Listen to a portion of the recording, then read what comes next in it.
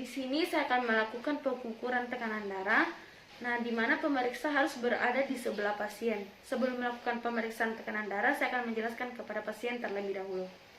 Jadi, Pak, di sini saya akan melakukan pemeriksaan tekanan darah. Mungkin agak kurang nyaman, namun saya akan berusaha sebaik mungkin. Tapi, Pak, tangannya taruh di atas, agak ditekuk sedikit dalam keadaan rileks, Pak, ya. Setelah itu, saya akan menyiapkan sphygmomanometer dan juga stetoskop. Nah, mansetnya saya akan letakkan kira-kira 2 cm, tabe Pak, baju tak 2 cm di atas fossa kubiti.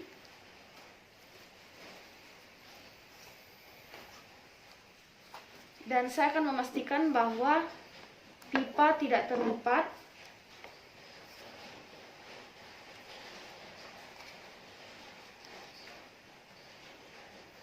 Setelah itu saya akan meraba palpasi arteri brachialis dan saya akan menutup katup pengontrol pada manset. Setelah itu menggunakan 3 jari saya akan meraba arteri radialis. Lalu saya akan memompa secara cepat sampai palpasi tidak teraba. Lalu saya akan menurunkan secara perlahan tekanan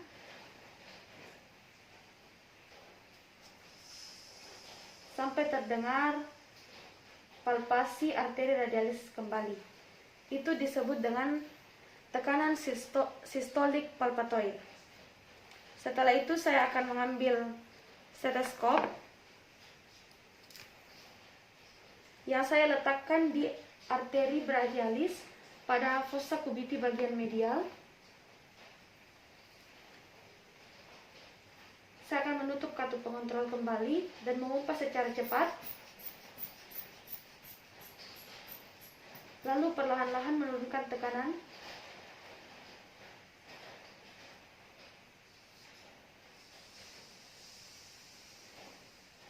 Bunyi pertama diartikan sebagai tekanan sistolik dan bunyi terakhir diartikan sebagai tekanan diastolik.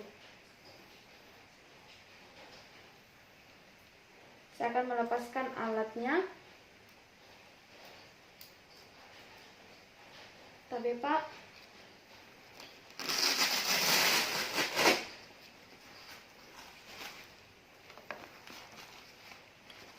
Setelah itu saya akan membacakan hasil pemeriksaan kepada pasien. Jadi Pak, tekanan darah tak 120/80.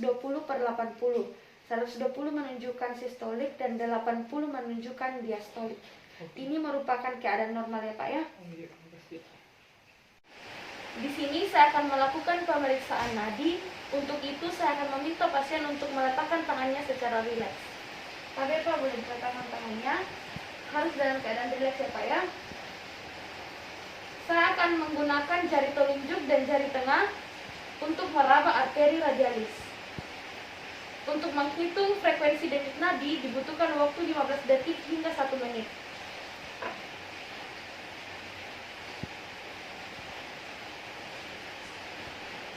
Sampai Pak, sudah selesai.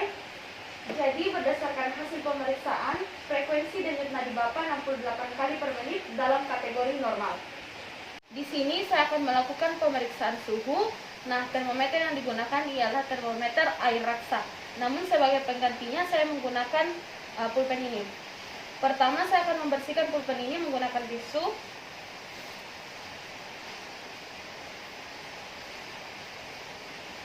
Setelah itu saya akan memegang ujung dari termometer ini menggunakan ibu jari dan jari telunjuk saya. Dan saya akan atur ke suhu 35 derajat Celcius. Nah, saya akan meminta pasien untuk membuka bajunya. Tapi Pak, boleh dibuka bajunya. Boleh diangkat lengannya Pak sedikit. Tapi Pak, saya akan membersihkan lengan dari pasien. Nah, saya akan memasukkan ujung dari termometer ini ke apex fossa axillarisnya. Tapi Pak, dengan sendi bahu abduksi maksimal, lalu lengan bawah akan saya naikkan ke dada atas. saya akan menunggu 3-5 menit.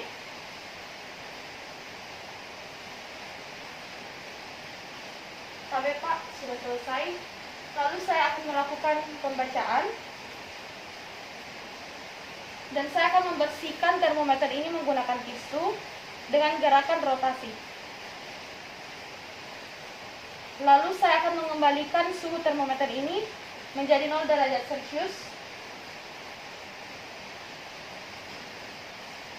Kemudian saya akan mencuci tangan saya dan akan membacakan pemeriksaan. Tapi Pak, suhu tubuh Tak 37 derajat Celcius dan itu dikategorikan sebagai suhu normal. Di sini saya akan melakukan pemeriksaan pernapasan. Untuk itu saya akan meminta pasien untuk membuka baju. Tapi Pak, boleh dibuka bajunya.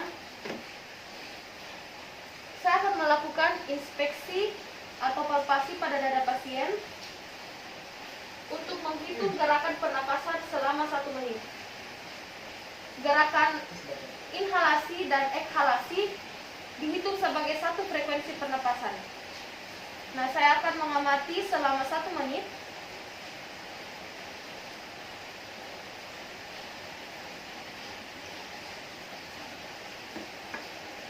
Tapi Pak, bajunya boleh ditutup. Jadi berdasarkan hasil pemeriksaan, frekuensi pernapasan Bapak 25 kali itu termasuk dalam kategori takipnya.